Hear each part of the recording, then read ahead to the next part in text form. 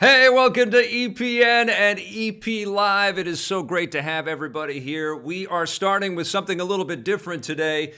We have decided that while we're in town, we're going to try to do as many of the rundown segments as we can live as well, in addition to the rest of the content that we're putting together for you today. We've got a hell of a show. We've got Rerez and Sid Bolton. Rerez is, I know him as Rerez, is Shane Lewis is joining us with Sid Bolton. We're going to talk about some N64 goodness in a bit. But first, we have to get to the rundown, and we've got to dedicate this to a couple of new sponsors. Thank you so much. Welcome to the VR Grid. Awesome name. And Greg Robinson, thank you for your support of EPN. This rundown is all yours. And we're going to get started with news about Star Wars Rebels. It's coming to an end. Disney has announced that the final 3 episodes are going to air on February 19th, February 26th, and March 5th. And this is going to bring the show and its characters to an epic finale. Now, earlier, I guess it was last year. Oh man, we're in 2018. Things are moving so quickly. It was last year.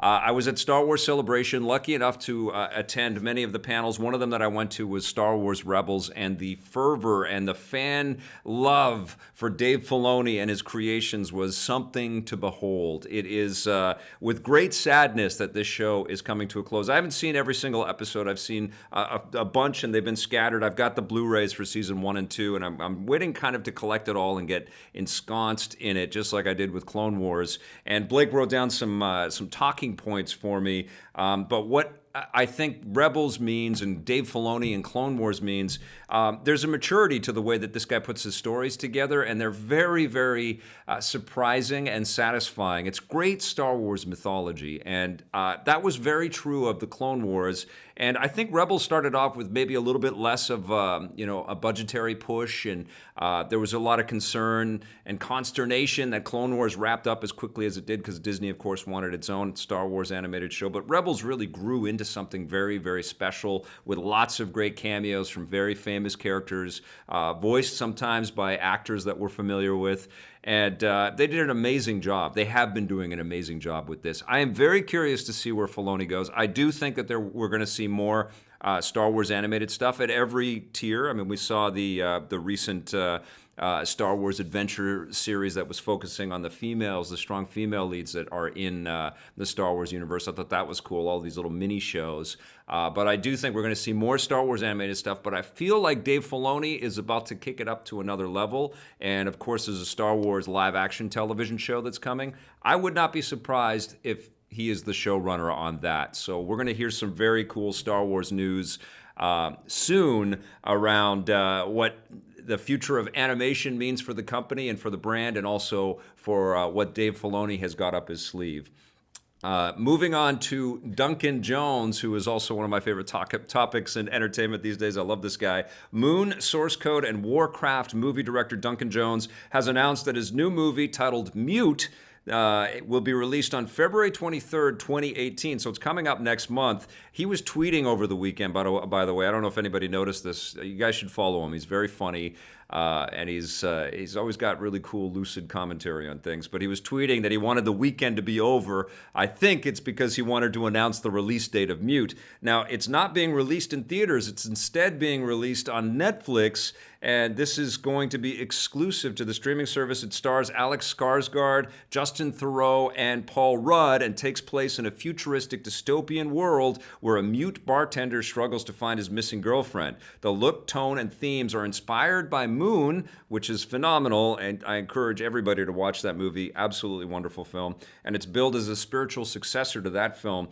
Now, this in the wake of Bright, which I'll have a review for soon on EP Live, is kind of pointing. That movie, Bright, by the way, stars Will Smith, and they're spending some serious money, clearly, in all of their series that they're doing. But now that they're getting into this sort of almost theatrical game with some of the movies that they're releasing, it really does point to a new future for movie distribution and for massive celebrities to kind of make the decision to move into projects that Netflix is paying for, which is incredible, and it must send a fever chill through the heart of every theater owner out there and every executive that works for these big theater companies. The world is changing. It's happening quickly, right before our eyes right here. And Annihilation is another big sci-fi flick that Netflix is participating in, and it's going to have early, if not on the day, digital distribution. That's, I think, directed by Alex Garland. Incredible time to be into sci-fi like this and to have all of this immediate accessibility and these great, massive budgets and cool ideas and cool concepts. Very, very much looking forward to seeing what Duncan Jones has got up his sleeve with Mute. We've got a little bit of bad news here. The final version of We Happy Few has been delayed again. It was originally slated to arrive in April, but developer Compulsion Games needs a little more time, so they've pushed it to this summer. Specifically, they say the opening of the game needs more work, so they're going back to the drawing board to rebuild the intro levels. An unfinished version of the game has already been playable in early access since last year. Now, this is a game that has kind of a trippy 60s kind of vibe, almost like we're watching an old episode of that 60s show, The Avengers, fused with a little bit of Bioshock undertones or overtones, and it looks amazing. It looks psychologically twisted, it looks a little violent, and it looks mature as hell, and it looks like it's going to be a hell of a lot of fun. And this, I think, is a shining example of what happens when you put your game into early access. You are basically opening up your product to the world to focus test it for you,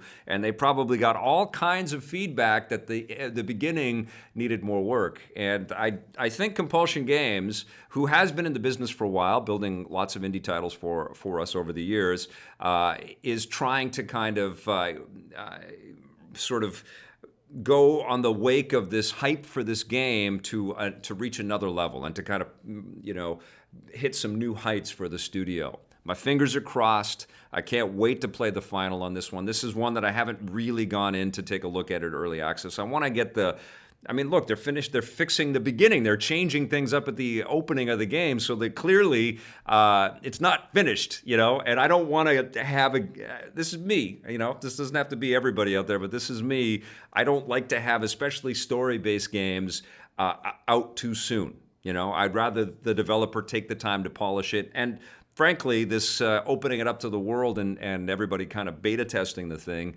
is going to end up in to be a better game for those that wait. And it's also cool for those that are curious to kind of participate and help these games along and plunk their money down and put their feedback in and learn from that experience. And I presume that a lot of people that do that, have an innate appreciation and a fascination for games, but maybe want to build games themselves. And what better way than to actually actively help with the development of these things. So I can't wait for We Happy Few. Take your time, Compulsion Games. Just make that game kick ass, okay?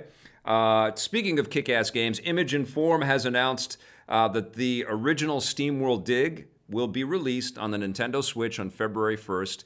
This is great news. The SteamWorld Dig 2 ended up in my list of my 10 favorite 2017 games. I loved SteamWorld Dig 1. I played it like crazy on the 3DS, and it's been out on every other platform. It's a perfect fit on the Switch. There's tons of little cool details and lots of great little animation that now will be zoomed in a little or expanded outward a little bit, so it's going to pop on the screen. I can't wait for that. It was first released in 2013, and Image and Form announced that they were bringing the game to the new Nintendo system last year, alongside the announcement of the sequel, SteamWorld Dig 2. That game was released back in September. Everybody that has a Switch owes it to themselves to get on the eShop. But wait, actually, if this game is coming out on February 1st, which is like in a week, wait, because they might have some double pack deals or something like that. You're going to want both of them. Trust me, you're going to want to play SteamWorld Dig 2 if you have a Switch, and you're going to want one after you get 2. The game was released back in September. That game was released back in September, which means the games are coming out backwards on the Switch, which is totally cool. I am psyched. This is an amazing developer. They're based in Sweden, in Gothenburg. In 2013 or 14, we had one of the heads of the studio in one of our Vic's Basement live podcasts, and he was fantastic. I just, I'm a fan of creativity and inventiveness like that. They've done an amazing job with that series. Now, I've got time to look at the chat. Does anybody have any questions or comments, specific to this news? Is anybody following along? Remember, help us out. And thank you, everybody that has tuned in live. That's the cool thing about EP Live, is that we broadcast this out as often as we can when we're in Vancouver. And I'm prefacing this because some of our travel schedule is starting to come together already, and we've got some dates that we're going to be away. So on the days that we can't be here, we won't be able to do live. Obviously, we'll still continue to create rundown content for you, and This Day and Everything Cool is going to happen every single day. If some of you noticed, we ran This Day is Everything Cool, or This Day and Everything Cool over the weekend as well. So every day we're trying to get one of those videos out for you. But if you've got a question or a comment about any of this stuff, let us know. But that's going to be the way that we put a lot of our content together, including the rundown. We want you guys to be a part of this as often as you can. So if you're watching this in an archive format, thank you. But know that you can come and join us and be a part of the show as well. And the other cool thing that we're going to be doing through several days in the future is asking our viewers to submit video content and stuff that we'll actually be able to slap in and slide into things. We're not quite there because we're still kind of figuring out the whole flow of how everything works technically and show-wise, but we're getting close. Okay. I think we're good. So I think everybody wants us to get talking about the N64. This was meant to be a tease up on the table here, but we are going to be talking about the N64. And we've got some great guests on the show today to... I've got excited for Crackdown 3 at all from BVids. Yeah.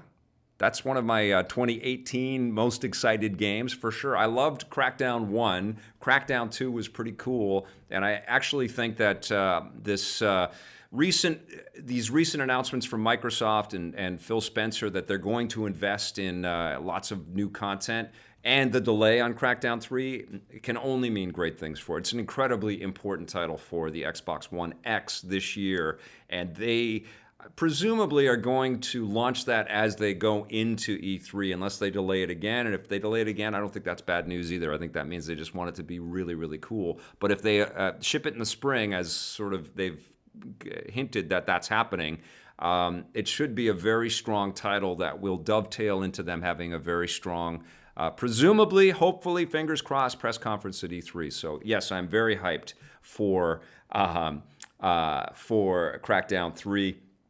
Doi Owen, who was able to join us on the live stream today. How's it going, Doi? Glad that you're here. Very hyped that we're talking N64 stuff today.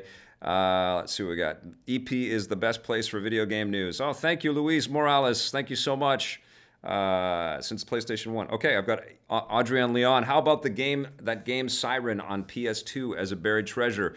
I remember that game. That was Twisted. Yeah, that was kind of a cool game, wasn't it? Yeah, it was freaky. That's a good suggestion, Adrian, and that's a great point. If you've got ideas for buried treasures or segments or content or people you want me to interview, drop us some direct messages on our Facebook page. It's facebook.com/Electric Playground. You can PM us on our YouTube channel. You can tweet at me, Victor_Lucas. We'll get it. But if you've got ideas for content that you'd like us to pull into the show, please go ahead and do that. We have the capability to reach out to lots and lots of people out there. We want to make the best EP Live that we possibly can. Okay. Anybody from California go to the Retro City Convention that previous weekend? Oh, that sounds amazing. Blood and Teeth artwork. Okay. I think we are good. I think we're going to have... here's how the show order is going to go. We're going to do the rundown. We're going to go into a couple of segments. Then we're going to go into a segment. Then we're going to come back and have our guests on. We're going to talk about stuff. There'll be a review, some buried treasure, and at the end of the show, we'll be playing a little N64, and we will be chatting. So if you've got questions about anything, don't worry. We'll get to them. That Let's Play and Chat is a good 15 minutes at the end. So love to talk with you guys. But right now, it is time for This Day and Everything Cool. Welcome to This Day and Everything On this day in 1968, NASA took another small yet important step toward landing on the moon. They held the first test launch of the lunar module, proving for the first time that the tiny capsule would be able to land and then take off again from the lunar surface. They wouldn't get to try it out for real until a year and a half later when Apollo 11 astronauts Neil Armstrong and Buzz Aldrin landed the lunar module on the actual surface of the moon, with the third astronaut, Michael Collins, staying in orbit aboard the command module. The technology that went into the moon landing was revolutionary, spurring huge advancements in regular engineering and computing down here on Earth. Speaking of computing revolutions, on January 22, 1984, Apple debuted their iconic commercial for the original Macintosh computer during the Super Bowl. The commercial, directed by Ridley Scott, is inspired by the George Orwell novel 1984 and has gone on to become one of the most famous advertisements of all time. The actual Macintosh itself wasn't included in the ad. It was unveiled 2 days later at a special event hosted by the late Steve Jobs. This day 10 years ago saw the release of two memorable video games. On January 22, 2008, the original No More Heroes game was released for the Wii in North America. Directed by Goichi Suda, the game was exclusive to the Nintendo system and used the motion-sensing Wii remotes to allow players to swing their swords around within the game. Motion controls were something of a novelty at the time, and No More Heroes was one of the first Wii games to actually get the controls right. A sequel, No More Heroes 2, followed in 2010, and the developers are currently working on a spin-off called Travis Strikes Again, due on the Switch later this year. The other big game that was released on January 22, 2008 was Burnout Paradise, the last big game in that racing series. It was actually the first Burnout game developed from the ground up for the PS3 and Xbox 360, offering better graphics and more realistic crash physics than we had ever seen. It received rave reviews, including one from yours truly, but unfortunately, the Burnout series has pretty much died out. Since then, there's only been one new game, the downloadable spin-off Burnout Crash, and many are hoping that publisher EA will revive the brand. Come on, EA! We are back. There is always something cool that happens every single day, and we'll do our best to highlight those. You can always feel free to tell us the stuff that we forgot, too, because we're going to try to capture it all, but sometimes we miss a few things. We're only human. Remember that. Speaking of being only human, I've got a couple of great ones on the line with me. I've got Shane Lewis. Is it Lewis or Louis?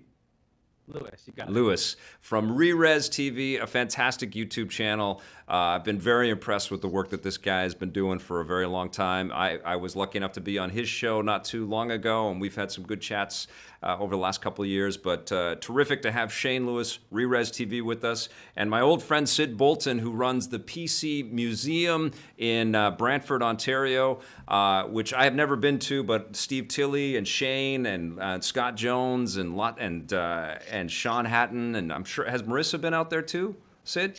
Not yet. I'm still working on Marissa. Okay. Well, lots of my peeps, lots of my family, my EPN family has been out there. I can't wait to get out there. I will get out there at one point. But I wanted to have you guys. I couldn't think of.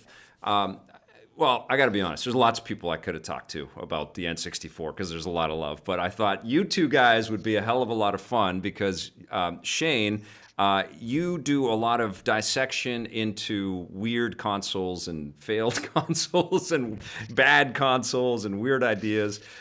Let's talk with you first here. What are your thoughts about the Nintendo 64? You know, I really loved the Nintendo 64 when it came out. I remember playing it at some event. The only time I ever got to play a console early before it came out, and it blew my mind.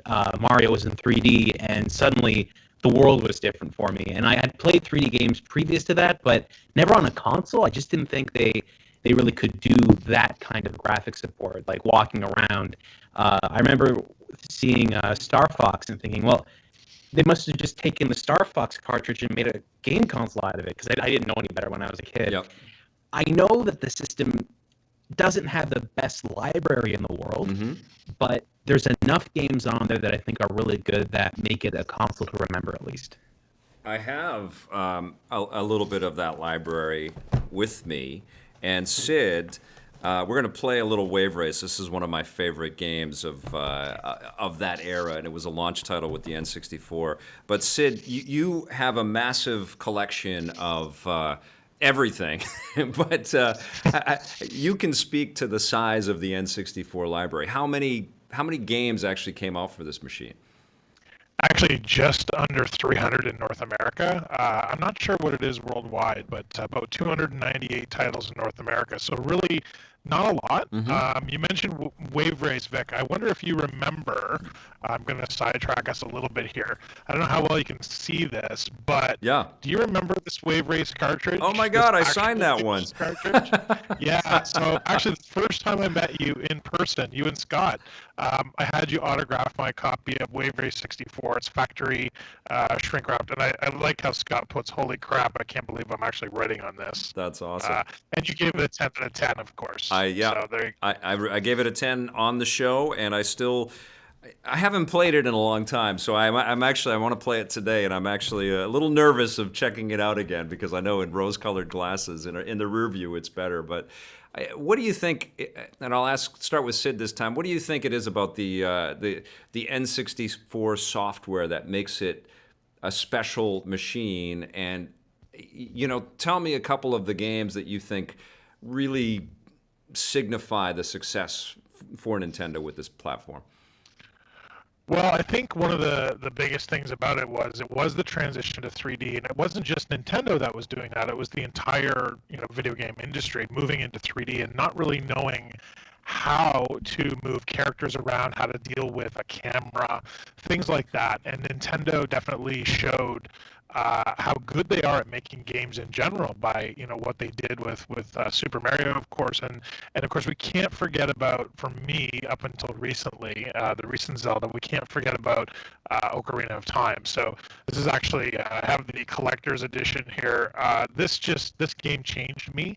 It changed how I felt about video games, how much time I spent playing games, and it was one of those things where it's probably one of the first games I kept thinking about when I wasn't actually sitting at the console. So, that's the kind of game that you want to go back and play again. And so, if we do end up getting an N64 Classic, I mean that has to be on there. It's something that's just there's just no other choice. And the other thing I think that we don't often really credit the N64 for too much, because it certainly wasn't the first machine with 4 controller ports, but it was the first Nintendo machine with 4 controller ports, 4-player games, and something like, of course, the very first Super Smash Brothers coming out on the N64 changed the way we did couch co-op. And so I think that's important, and I think it's something that we can't minimize, and how it definitely changed how people played games together. Okay, awesome. I'm getting Blake is telling me we've got some audio issues. What's I can't hear them, Blake. These guys sound great to me. What does it sound like? It's just cutting out really bad. Oh, is it? I don't know why. Oh, okay. Is it both guys cutting out? Yeah. Okay. They sound great on this. They both sound perfect on here. Are you getting? Yeah, people are commenting on the audio. Chat, no, we're working on that. Okay, we're working on the audio, guys. We're working on it. Okay, well, I think all we can do is continue this conversation and see if it's the internet. We're not in control of the internet. We don't know when things are going to stop and start. These guys know. Okay. So I think we should get down to some brass tacks here and figure out what games definitely need to be on the N64. Well, first of all, Shane, are we getting the N64 Classic Edition this year? We made a video on Re-Res talking about what we basically thought would be the next console that they would release in the Classic line, and I think the 64 makes the most sense. Yeah. From a space standpoint, every game that you'd have on the GameCube would be a lot larger, but at least with the N64, it's a little bit more manageable, and I think Sid knows a little bit more about the space limitations and stuff that you'd be getting with that. And I think that with the N64 Mini, I think it would be a great time for them to go back to those old games, upscale them to 1080p or 720p, whatever resolution, because it's a dynamic resolution. There's no pixel boundaries on it. They could really just bring it up to 1080p so that we could have the first classic system in true, high definition.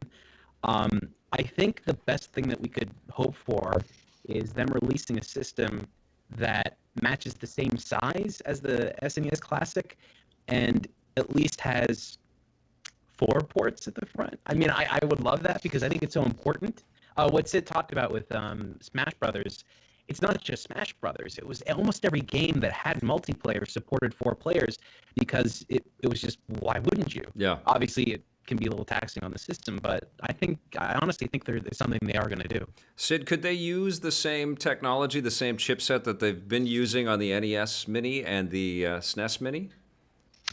Well, it's a little bit impossible to say whether it has enough horsepower. I think it's maybe a little bit weak, but if you look at how much memory is in the existing one, so we know that, for example, on the NES Classic, we had 30 games.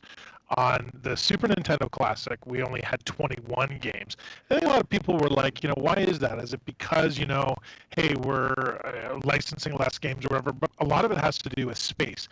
If you look at how much memory is inside that physical unit, for the average N64 game, you could actually probably only get about 12 games on there, depending on which games they chose. So, for example, Vic, I know if they chose one of your favorites, like Tonic Trouble, I'm being sarcastic here, by the way, in case you don't know. You could fit lots of copies of Tonic Trouble on there. But something like Zelda, it's a 32 meg cartridge, which, I mean, let's face it, technically 32 megabytes for how much that game offers is incredible. But in terms of how much space it takes up on something like that, it's going to be tight if they want to use the same hardware. And if they don't use the same hardware, what does that mean for the retail price? Is it going to go up anymore? So it's hard to say. Well, if they do what they did with the Super Nintendo, which I think was, Nintendo recognizing that 2-player is the core sort of concept with that console, they need to put 4 controllers in with the N64. So that's going to immediately jack up the price, or they're going to have lots of extra controllers out there. So that would jack up the price, I think, for sure. But let's talk about the games that definitely need to be on there. And I think we have to think 20 is the minimum amount. And that's what, like 8% or 7% of all of the games that came out for the machine. That's a significant deal right there, right? So Wave Race is one. I'm picking Wave Race. I think it's important to have that one. I'm also picking Pilot Wings 64. Sid, you want to pick a couple? Yeah, I think obviously we could all talk about the standard ones. We got to, hopefully have GoldenEye and Conkers. But one that I think that I'd like to see that's probably not on most people's list is Rayman 2. Yep. I love this as a 3D platform game. It wasn't, incredible from one standpoint, and it wasn't remembered as a classic on the system, but I think it would be great for people to go back and try this one out and just see what an awesome game it actually was. So that, for me, would be one. And Vic, I'm going to steal one of yours, actually. You haven't mentioned it, but I know you will probably bring it up, is Jet Force Gemini. Love that game. That game's got to be on there, too, if they can manage it. But, of course, the problem with this game and a Ubisoft game and whatnot is going to be licensing, right? So they're going to have to deal with other companies. It's going to be a little tough for Nintendo to get those games that, really did build the system for them. Conkers obviously is a big one, but are they going to want to have a Conkers game on a family-friendly system? Probably not. Right. Unfortunately. It's interesting because we've got Rare did release those games on Rare Replay on the Xbox One X. And we got those games in those high-resolution formats. So we know that kind of code exists already. I don't know if that exact version would work on a classic mini system, but would Nintendo be able to get that license? Like that's so key because Rare was so influential to the N64. I think Nintendo and Microsoft have a pretty good relationship, honestly. Microsoft has worked with Nintendo on projects in the past, and we've seen things like Rocket League, cross compatibility.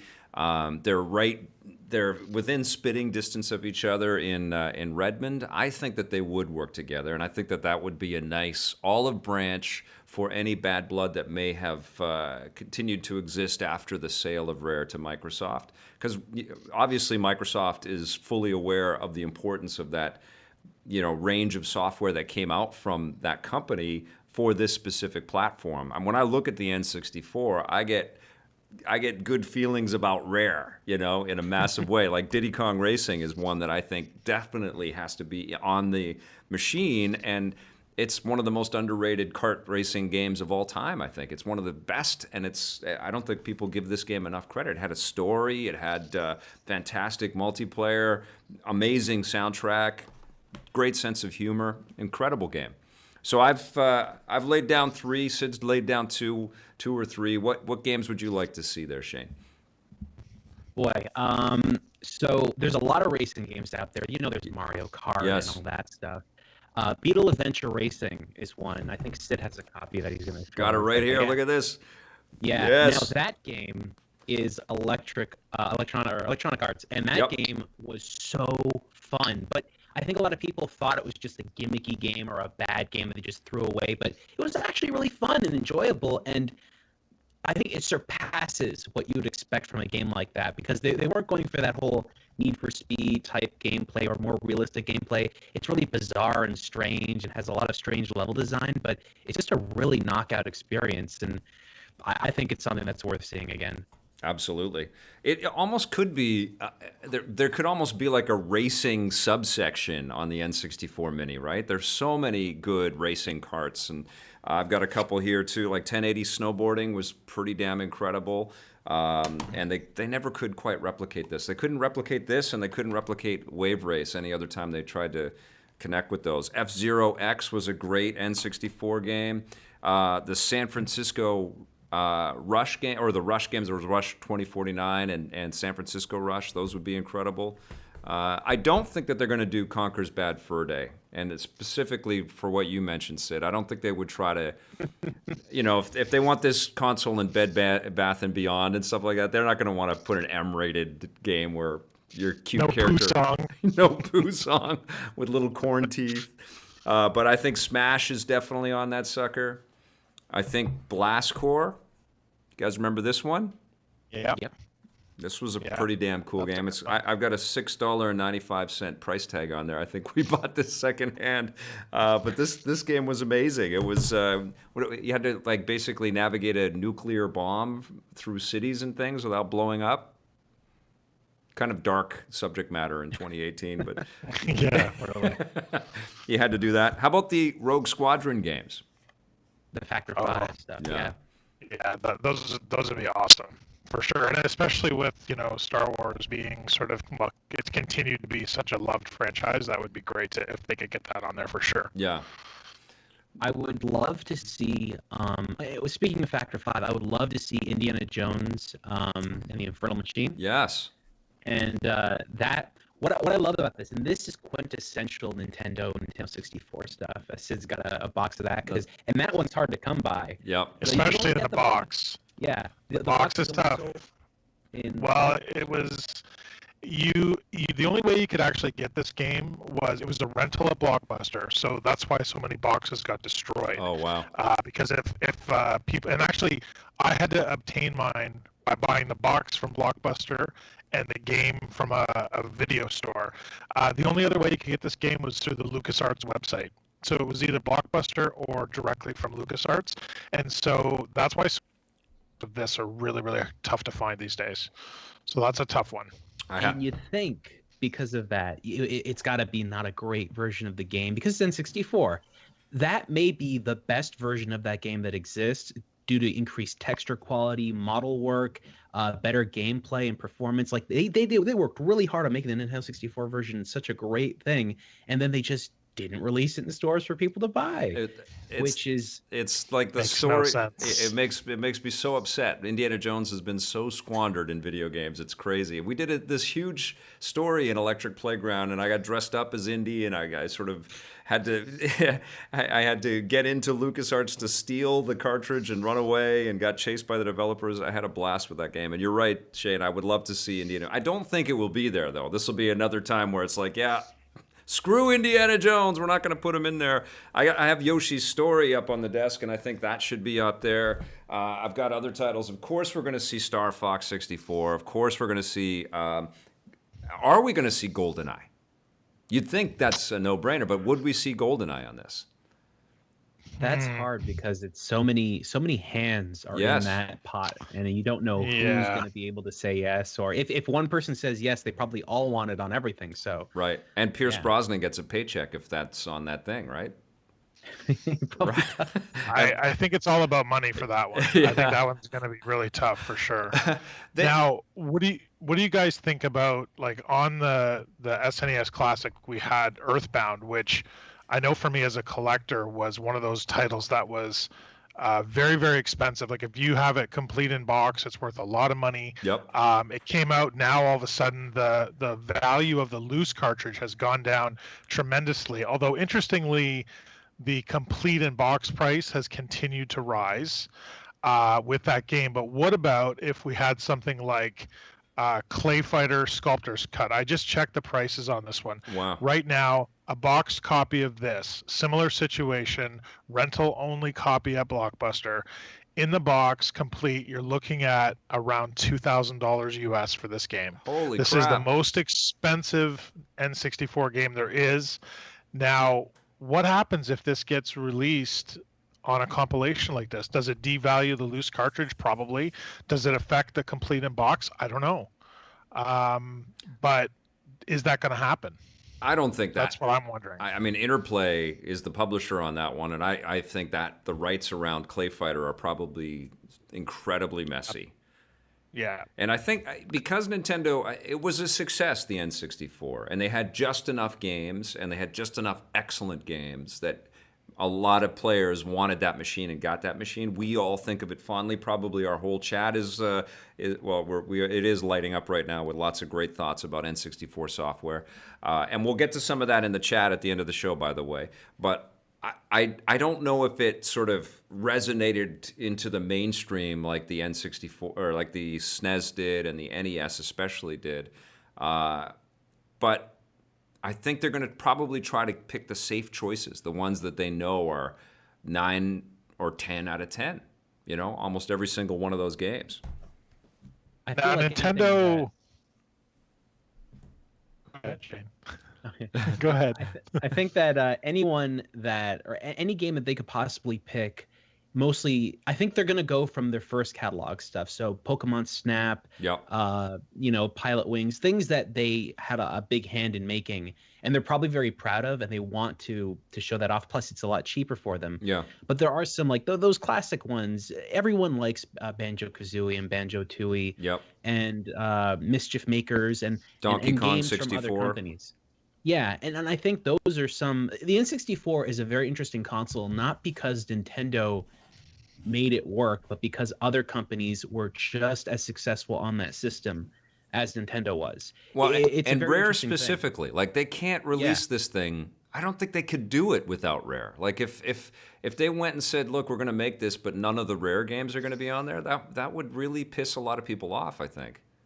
I think it would. I feel that if they were to try this, and they need to have some kind of killer app. Mhm. With the Super Nintendo Classic, they had Star Fox 2, which was amazing to see. Just to know that they actually had that to bring it out, to Yeah. show it off Yes. for the very first time. For this, I think the killer thing they could do is to take the 64DD, and that's the disc drive that they had in Japan, and release some games that were on there. So, for instance, for F-Zero had expanded tracks that were only available on 64DD. If we could get those That's amazing. in here, that would give you a good reason to get that. There was also the original Animal Crossing. Animal Crossing was originally on a 64DD. Right. Before it came to GameCube. Yeah. Or maybe it was just an N64, but I'm pretty sure there's other 64DD stuff like that too. But there's there's like a weird golfing game on the 64DD. There's a SimCity 64 was released only on the DD. Oh wow. And then there's 2 or 3 Mario Paint style games on 64DD. And all those things never came to North America or Japan or outside of Japan. And those I think would be a really cool thing to see. Let's talk about this thing. Now, this was a revolutionary controller in its time because, of course, we'd only had to think about 2D navigation before Mario 64, and this had an analog stick, and I remember being at those E3s and the demonstrations of Mario going from a little saunter to like a full-on run, depending on how hard you press the analog stick, changed everything, and that game changed everything, and we know that. But doesn't feel the same as it did in 1996. What do you think players are going to think about the N64 controller in 2018 if we get it this year? Please let me put my Wavebird into the Yes. N64 Classic. Whatever you do, whatever you do. Yes. I don't know. I couldn't, I don't think I could go back and play. Once I started playing Zelda on, the GameCube and using that version with the Wavebird, I couldn't go back. I was like, I found it so hard to use that original controller, and they break so easily. I mean, at the very least, they're going to have to redesign them to be more sturdy and just more reliable. Was there a Nintendo first party? I can't remember. Was there a Nintendo first party wireless thing for the N64? No. So this was the only. There probably were wireless devices, but this was the only way that Nintendo had you playing the game, and they had the Rumble Pack thing in the bottom, and you could pop in. Oh, you could have that thing weigh 8 pounds if you put in Rumble Pack and put in the save thing, and it just got ridiculous. You'd be using it and the controller would be on the ground. It is. It was awful. It's almost like Aquaman's trident a little bit right here, but I'm actually looking forward to the videos of young players getting their hands on this thing for the first time. That's going to be crazy. I think that's pretty bad. I think they would have to use a more modern analog stick, like the stuff we have on the GameCube or on a modern Xbox controller. Right. Something like that being in a replacement of that. Because what they had there originally, it was there was little LED readers, or whatever. It was like a little light sensor. And when the plastic rubbed off on that, because eventually it got stuck in there. And that's what made the controller so poor to use over time. Right. So now we have way better technology. Just put that in there. Yeah. And we don't, because it's all software based and we're emulating these games, we don't need to actually have memory card slots available in the controller. It can be in the system. But I think the rumble feature should be built in. So instead of the controller having a clip out part, it's clipped in already, it's sealed, it's one solid mold. And then from there, you still get that same experience and feel of it. So I think we are describing, with the bigger, beefier games, if they do add any stuff that wasn't released, like 64DD stuff, and Sid, I want to hear from you in a second here about the best and hardest to find N64 games. But if they add these big games that were big in size and also in stature and importance to the games industry, they add this complicated 3D controller and more than one of them, and the memory and horsepower to run all of this stuff, I think it's going to be substantially more expensive than what we saw with the NES and the SNES. It could be twice as much. Do you think people would go for that? I don't think they'd go for it if it's twice as much. But I mean, it's almost like the and we're going to talk on Canadian prices here, but we go from the sort of the $79.99 of the original NES Classic with one controller. Now we jump to $99 for the SNES Classic with two controllers. Do they make the jump to $129 and come with two controllers again for the N64? That I could see maybe somebody going for. You're now getting into the price of 2DS, 3D, low end 3DS, that kind of thing. Yeah. So maybe that's okay, and maybe that would be about $99 US. You get much beyond that. I think it's going to be hard for people to swallow. And then you add on that the possibility of quantities being low and scalpers coming in again and all this kind of stuff all over again. This thing's going to be $500.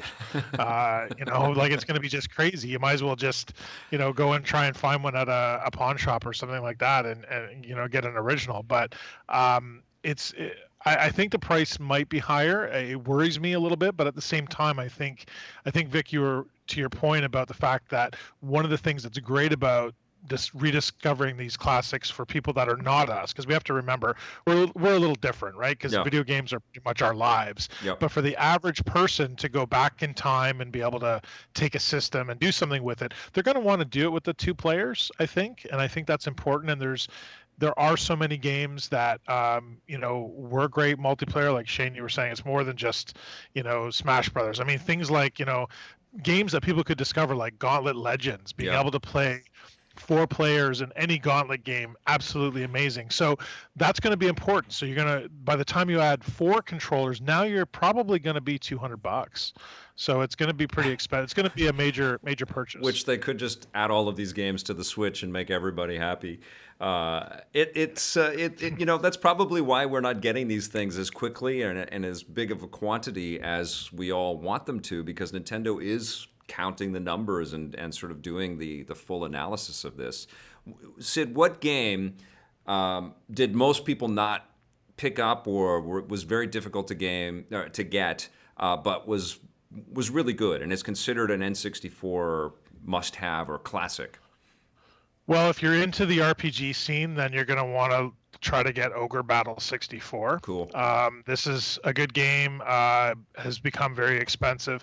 And of course, when you look at the success of things like Stardew Valley today on the Switch and things like that, games like, Harvest Moon 64, this is when the franchise did start on the Super Nintendo, but still a lot of people, even when it got to the 64, hadn't gone into this kind of game that's more accessible. And this sort of thing, and I hate to say this, but I think this kind of game actually became popular with things like Facebook. Yeah. This style of game, and people are like, you know what, this is pretty cool. And I think that's what has sort of made the price of these kind of things go up, because they didn't sell as well as maybe they would have today, where Right. people understand that this kind of game is a lot of fun and also appeals to a different demographic than the average game. It's not a shooter game, and so it does appeal to a different subset of people. So those are a couple games I think that would be great to be on there if they could be, because they were definitely missed by a lot of players the first time around. That's a great point right there. So I'm thinking we have an N64 Classic Mini that has like a racing subsection with things like the Rush games and Cruisin' maybe, and Beetle Adventure Racing, F-Zero, Mario Kart. There's going to be a substantial amount of cool racers, even Star Wars racers. And in fact, I think you could also have a Star Wars subsection of, Yep. Shadows of the Empire, the Rogue Squadron games, the Star Wars racers, the Battle for Naboo. There was tons of good little Star Wars games on this thing. And then you'd get your 3D action adventure games, the Zeldas and the Marios, and maybe a Rare section, which is focused just on the stuff that Rare had. That sounds amazing. I really want it, but I'm talking with you guys and I'm recognizing the hurdles, man. Now it's not so clear that this thing is actually going to happen. It's interesting because there are games on the Nintendo 64 that version exists, and it's not like any other version, like Doom 64. Yeah. Doom 64 is basically the sequel to Doom 2, but it's the only version of that game that exists, and it's darker and it's moodier and it's got a much, I think, scarier feel to it.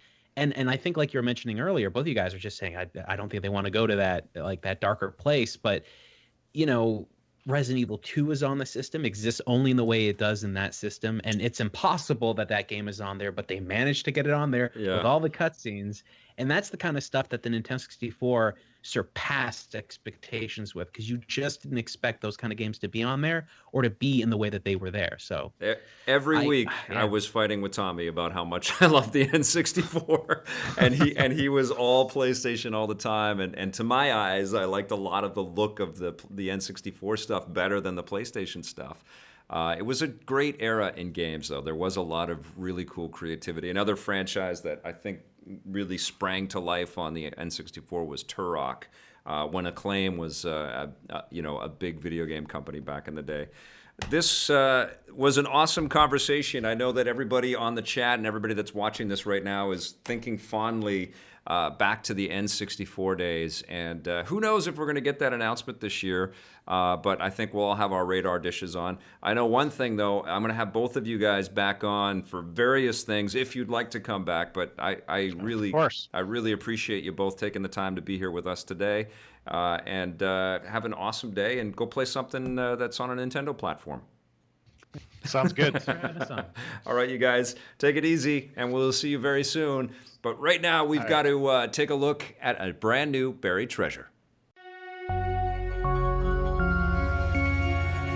I do believe this is a first. It's a buried treasure, but I'm talking about a mobile game. This is called Punch Quest, which I still have on my iPhone. And it came out a number of years ago, and thankfully it's been upgraded to 64-bit, so it still runs on iOS 11.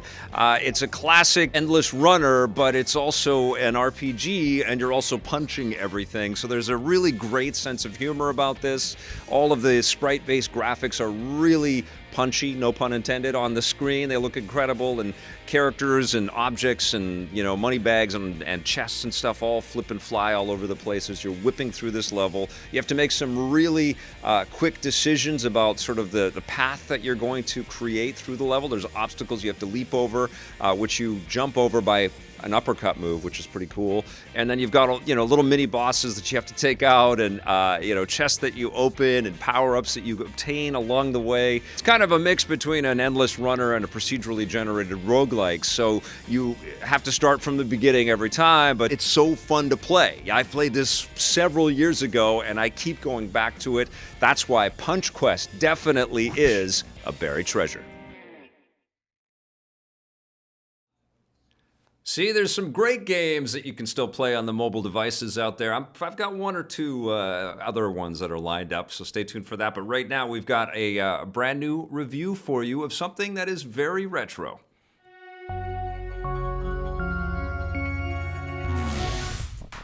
Our buds at Natsumi sent me a code for River City Rival Showdown. This is in the River City Ransom series of games, which has a very convoluted history. River City Ransom originally came out for the Nintendo Entertainment System. It actually became my favorite game for that system, and I've always been partial to this kind of kooky, retro, old-school style of video game where you get these blocky characters and you get into these beat-em-up type situations, but it's fused with a lot of cool RPG mechanics where you can outfit your character in funky costumes, which give them skill buffs and things like that. You learn all kinds of new maneuvers in your fighting as you progress through various stages in this game. And basically the concept is you're maneuvering around inside of a city, and you're a high school kid that's a tough guy at your school, and you get challenged by other high school kids out there.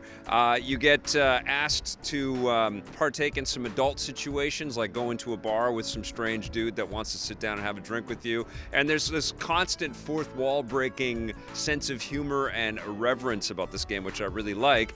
But what the game kind of boils down to is that you are squaring off against other rivals, as the title implies. So you'll have to fight other high schoolers out there that have some skills. And the sort of difficulty is all over the map in this. At first, everybody's sort of going down pretty easily. It's pretty easy to just sort of punch and kick your way through. You start adding to some of your skill meters to make your punch a little bit more effective, or your kick a little more effective, or your agility, or your luck. And then you start to witness that the enemies that you face have more and more skill, and they're tougher to take down, especially when they come in horde mode and there's a bunch of them all around you, and everybody's a little blocky little character, and so sometimes it becomes incredibly difficult to decipher where you are, and so you get surrounded, and sometimes you're fighting in front of telephone poles and things like that, so you get lost, and then you're dead, and you got to start over again. And they did something different with this game. They actually added a bit of a timer to it, as opposed to previous River City games where it was kind of like a long story thing, and people would just come at you and you'd be fighting and fighting and fighting until you beat the boss, and then it was over. This is more, you've got a few days to kind of boost up your character as much as you can by beating various goons in you know, various back alleys and inside of arenas and shady clubs and all kinds of places throughout the map.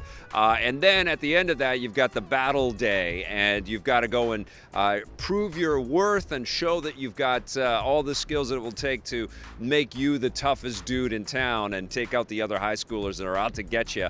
They basically want to take over the high schools. It's all very dramatic, and you know, something tells me that I should be thankful that I actually didn't go to high school in Japan, because there seems to be quite a few of these games where high school and the drama and everybody's like really mean to each other. There's a lot of games like that for some reason. So basically you've got to become good at this as quickly as you can, make the right choices, the timer's counting down on each of the days as well. So the day will be over and you're like, damn, I didn't get to beat up everybody, or you had to restart again. And there are some buffs and there are some things that you can spend money on because you're earning money. I love the fact that change just falls out of pockets and is bouncing and you got to collect it before it disappears. That's been a mainstay in the River City games from the beginning. But you got to collect all this change and collect as much money as you can, and you can buy books that will give you power-ups or buy things that will, give you health points back without taking any time. But if you sit down in a restaurant, it will actually take time in the day to heal you, and you don't want that clock to tick down because you're trying to level up as quickly as you can before you have that final battle.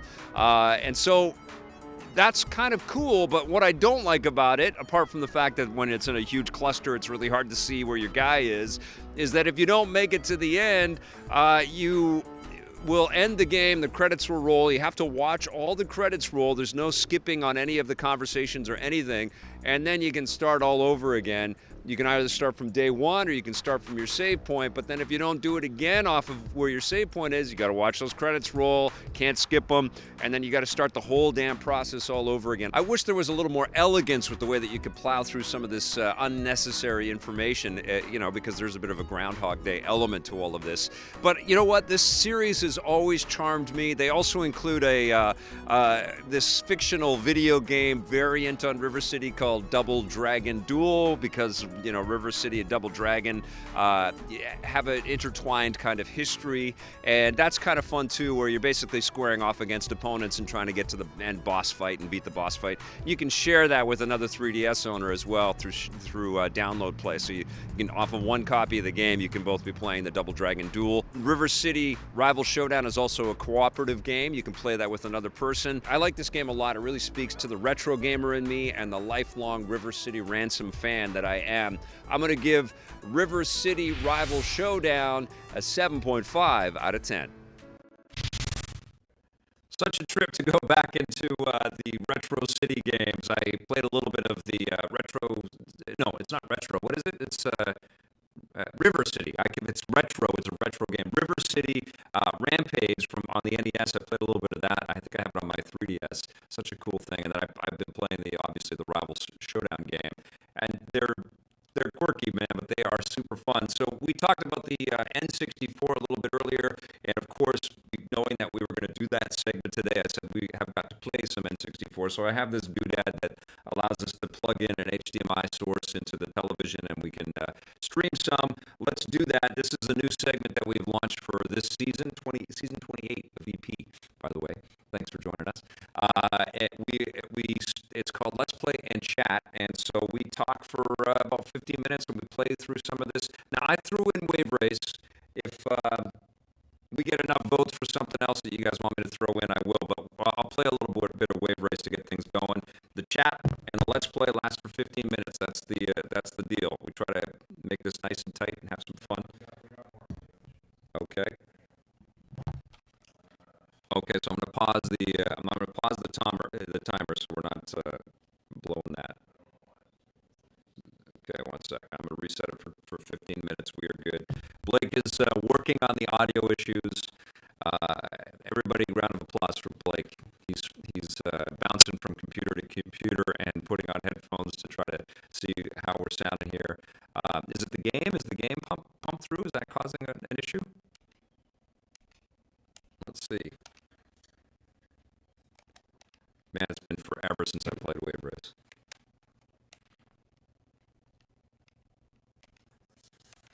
Okay, I'm talking. Is this still choppy? What's going? Beep, beep, boop, beep, boop, boop. Brave Race is good, Blair Farrell says. You go, Blake. Doyle, and yes, Blake needs encouragement. It's very stressful when stuff's happening and he has no control over it. It's all happening live, as you guys know, right? So, okay. Oh, man, this instantly brings back memories. I hope it sounds okay.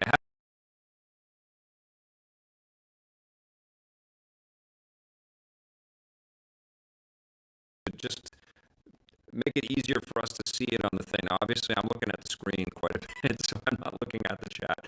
But make it easier on Blake to see what you want to comment on or chat about or question about.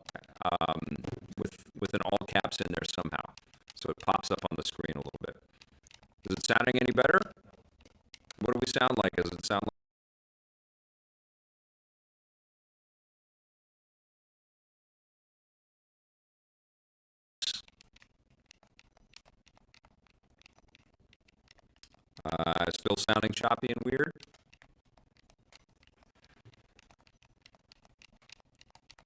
You guys can hear the click, click, clack, clack of the N64 controller.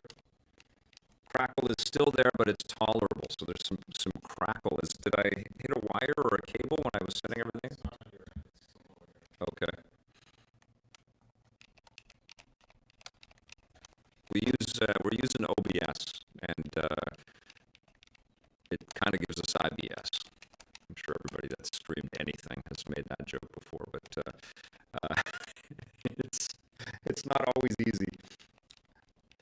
It sounds like I'm doing an impression of Howard Hollowitz doing an impression of Stephen Hawking. Oh my God, it is definitely not tolerable. Okay, we're pausing the stream. Well, we're stopping the stream, but we're coming right back. We are doing this. Okay. Okay, we're back. We are back. I'm just writing that in there. I don't know if does it pop up in the same window? It should, yeah. Does it? I don't know. I gotta wait and see if it's the audio's better though. Okay, we're checking out the stream. Audio's good. Audio's good? Okay, good. All right. I don't know if everybody's chat stuff is. Oh yeah, they're still here. Sounds good. There we go. Great, fantastic. Thank you, OBS, giving us IBS. Woo! But it's free. What can we do? Okay, we are going to hit the start button, and so that means 15 minutes. Let's play and chat. Oh, game music is on. Okay, I don't know if I can. Just turn. I think Nintendo doesn't turn the music off. I don't think you can. So turn the volume down on the game. Yeah, maybe just a little bit. Forrest Gump, Vixter.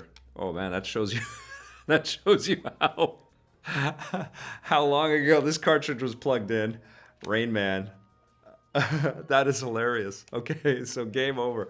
Okay, so remember, if you've got a question, and I have one from Marco, on the topic of retro games, Vic, you know when the new Brian Provinciano game comes out? I think it's called Hawaii Shakedown. I don't know. I do know that he's making some big progress. We chat every once in a while, and I say, I have got to get you in the studio, and we're going to do something on that game. So we are definitely going to have Brian Provinciano in, and we will ask him that question directly. He's cranking, man. He's kind of a one-man band in a way, and so he's got a lot of work to do. Okay, so, I'm going to be Vixter. Oh, that's hilarious. We named all the craft. So I've got to ride the Vixter, normal steering. Let's go. Remember, question, how much prep goes into putting this together each day? So far, I'm really liking it, minus today's audio issues. Yeah, Feral81, we're still kind of working with all the technology and all the stuff. It takes a little bit of time, though, because we're editing and we're writing stuff and we're shooting things, putting that together, which is kind of what we were doing all before. And we have collapsed some of the live streaming stuff into one thing. So it's a lot of, pre-planning, and we've got a bunch of days kind of scheduled and in the works to be scheduled, and then it's research for this day and everything cool, and it's a bunch of work. But I'll tell you this, your support means everything. Watching this stuff, sharing this stuff. If you're sponsoring us, we really appreciate that. If you're super chatting us, all of that stuff is helping us kind of redefine what Electric Playground is. It's a new era, and television is very different, but we have a lot of skills and disciplines that I think are going to convert really well to what we're doing here. I'd like to have more, people involved, and it's going to be kind of like a building up kind of process. But one thing that Blake and I and Bear and Johnny, who are the guys that I've been working with the most over the last year, kind of discussed, it's time for us to kind of pull in all of the strengths that we have, with edited content and with live stuff. Let's figure out how to do this as a live, regular thing. And, the other thing that I've said before is that I love that we're integrating with the viewers, and you guys get to be a part of this stuff getting made every day. So it's work. Trust me, it's real work, and it's real stress because the clock is counting down, but we've been in that situation for a long time. We've made a lot of daily content over the years, and that's what we want to do. So by you guys being here and supporting us, that makes us, that pushes us forward. You know, that makes us really want to do it, and we are very, very grateful. Just missed that. So the thing about Wave Race, and Blake is going to throw out any questions that he has. I know he's watching the stream, but do you guys don't forget to put all caps if you can. I'm in 4th place. Boo. So that sucked. And he'll throw out the things, and I'm going to try not to read, because if I read, I'm coming in dead last. Louis Morales wants to know how to make your hair so perfect. It takes a lot of hairspray and gel. So basically, I glue all this crap together. Hence why I'm not so big on the idea of, like, definitely in a live event, to throw on a VR helmet and crush it and put all my spikes going out in ways that I don't want them to go. So yeah, I stand in front of the mirror and I spike my hair like I'm still a teenager. But at least I still can, which is great.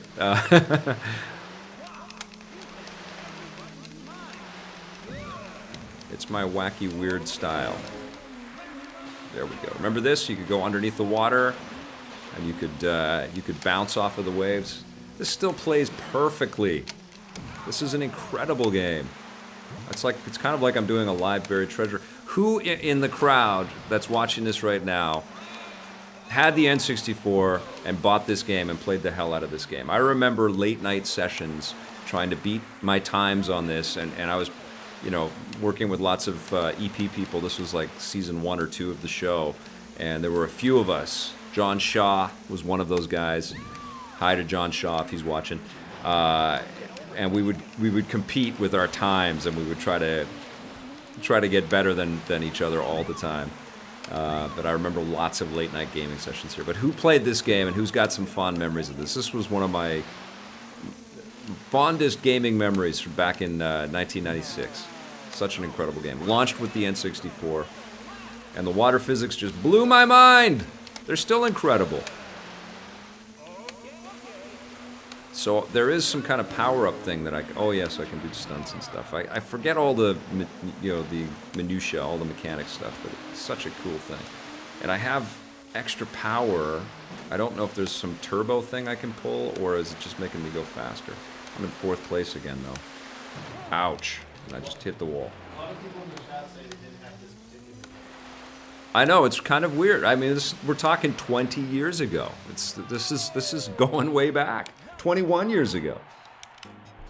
I had an N64 without this game, so I think a lot of people missed it. Yeah, it was really cool. There was a PlayStation 1 game that came out with the PlayStation 1 that gave me a similar kind of feeling, and this is also going to be completely, off topic and weird for a lot of people out there, but ESPN Extreme Games was a launch PlayStation 1 game. Not everybody had that game, but God, it was a fun PS1 experience and a great memory. I've said this many times in my reviews over the years, but I love when racing games challenge the idea of just racing around on a tarmac or like a regular racing track. There's lots of great games that give you that, but I love like Wipeout and this and F-Zero and lots of these other racers that have come out over time that really kind of shake it up and give you some off-road stuff and some weird obstructions and obstacles and things that you have to avoid, like those poles sticking out of the water right there. All this fog effect, all of these different kinds of features, ducks and things moving. Like, imagine 21 years ago, this just was breathtaking. This just looks so incredible. We had never played games like this before. Like 2 years earlier, everything was on a kind of a side-to-side plane, It was all two-dimensional. And then suddenly we were moving into the environment like this at home, not in an arcade where you're playing on a $30,000 arcade system. Incredible stuff. Let's go!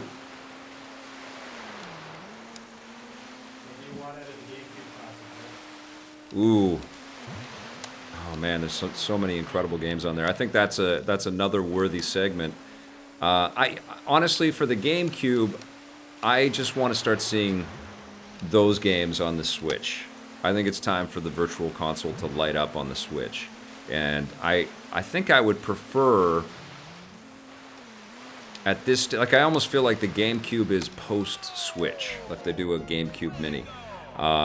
I would prefer that Nintendo says, look, we know that you want this stuff, let's light this stuff up. You know what I'm going to do? I'm going to switch out a game here. I'm going to throw in Star Wars Rogue Squadron, so why don't you bounce to me so it's not this hard cut on the game system while I do that. All right, so I'm going to do this. Boom. Let's see a little Star Wars Rogue Squadron.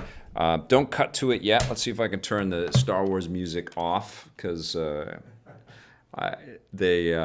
Lucas folks like to put little flags on Star Wars music, as is their right, and it's their music. Well, I can show it, I just won't show the music. Yeah, sure. Just show it no music, because we're going to be blasting into some awesome Star Wars action. Yeah, I might be able to turn the music off here. Let's see. Nintendo stuff generally doesn't let you do that. They want to put the music as part of the integrated game experience there. Music volume, I can. Oh, it is off, because we were probably recording this at some point. So we could cut it into a buried treasure or something like that. Okay. So you've got biographies on characters. This was a love letter from Factor 5, man. This game was incredible. Vic, did you unlock the Millennium Falcon? I can't remember. I don't know if I did or not. I don't know where I'm going to go here. Let's just start with... these are... I'll start with me. Let's see where we are. I do know that we have a couple cartridges of Rogue Squadron. First level? Okay. Many levels in here. Ambush at Mos Eisley. All right, let's go. So cool. Oh, you probably do have the Vulcan. Hang around and try to get it. I have the Naboo. I've got the Y-wing. Yeah, I do. Oh, wait, do I have it? No, it's not unlocked. Okay. See if there's a cheat code. Oh, wait, I have a speeder. Should I do the speeder? Let's do it. The snow speeder, modified with armor plating, stronger outboard laser cannons, and a harpoon tow cable for the rear gunner, No, is I not can't a pick true it. flight craft, but a All right. repulsor craft. So the flight ceiling is... Okay, here we go. Oh, it's 16 by 9 stretch, is it? Can you adjust the framing on that on the fly? Probably.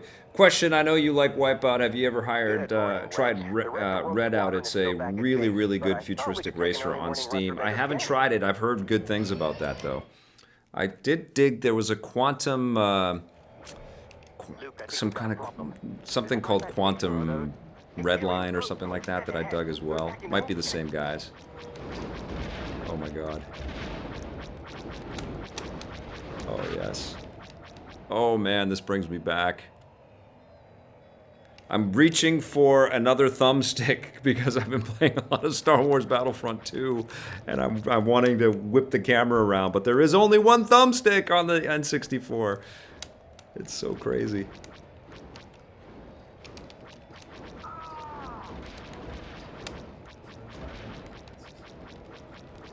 Okay. Ah! Ooh! I bounced off the ground. Thank you, Factor 5, for making this easy.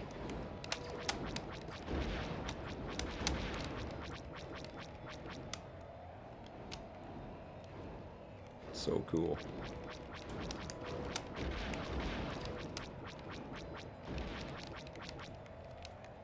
What a trip.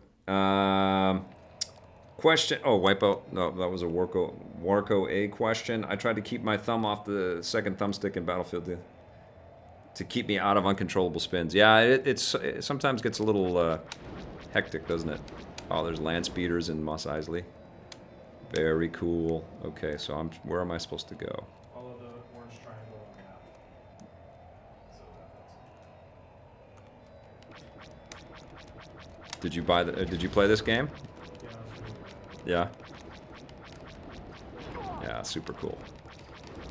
I think anybody that had an N64 had this game. I remember the big, big screens at E3 with Star Wars imagery just blasting out of it, and the whole place erupting, going, "Oh my God!" That still happens in 2018. All Come on, come on.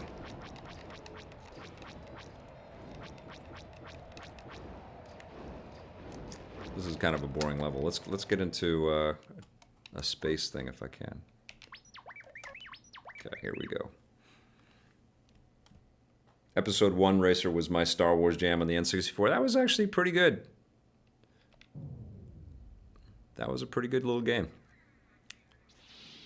Okay, let's see. Sure, let's check this out. Is it? Do you remember all this? Blake remembers all of this stuff. You have to fly around the legs of the walkers. Okay, cool. Awesome. Star Wars Episode 1 Racer was my only Star Wars N64. Question from Leighton JT. Do you have the Rumble Pack or expansion thing installed on your N64? I think there is the expansion thing. But I don't know if this game in particular takes advantage of it.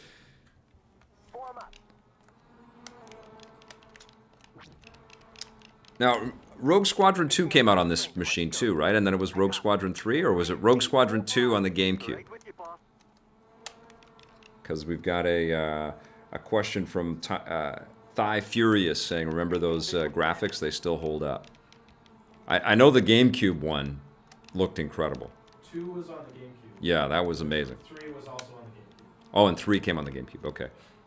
And that was disappointing, I remember. Battle for Naboo was on the N64. Right. It was kind of similar to this. Right. And it was okay. But it was with the cheesy Episode 1 stuff. Ah! Oh my god. That scared the shit out of me. That's the alarm on the timer. Got to change the sound on the alarm thing there. That's a bit too freaky. So that's the way we kind of end our Let's Play and Chat segment for EP Live. I hope you guys had fun talking about N64 with us and going down memory lane. We are hard at work on tomorrow's EP Live, so please come back for that. We'll have new reviews, new buried treasure, new rundown, and a new This Day and Everything Cool, and lots of other cool things as well. But thank you all for tuning in. If you joined us live, awesome. And if you watch this later in the archive, you rock too. We'll be back again tomorrow at 1 p.m. Pacific time, 4 p.m. Eastern Standard Time. Remember, we have tons of great content for you to check out. Please do that. If you dig our stuff, don't forget to hit subscribe, that little bell, and if you're so inclined, that sponsorship button. We'll see you tomorrow.